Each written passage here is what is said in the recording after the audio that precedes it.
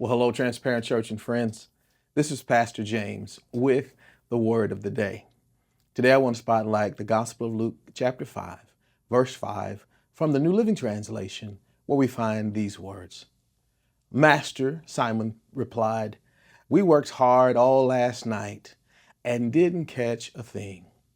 But if you say so, I'll let the nets down again. Well, as we get started today, I want to use for a theme the power of saying yes. Peter and the sons of Zebedee have fished all night and didn't catch a thing. Jesus shows up, uses the boat for teaching, and then he taught them a lesson. The lesson is that you get God's best when you give God a yes. There's a power when we say yes. When we say yes to God and yes to what he's called us to do in obedience, again, obedience breeds blessings.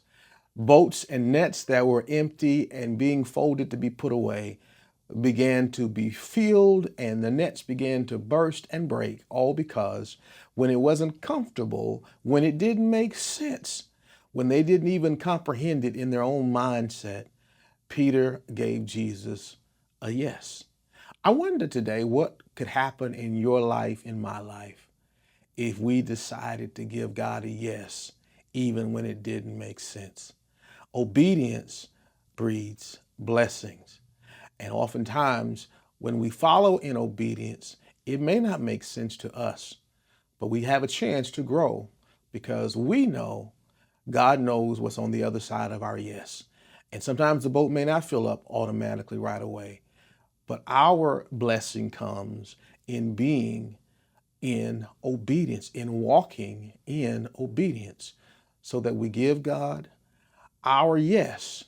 He gives us his best. Take that with you today and have a great day.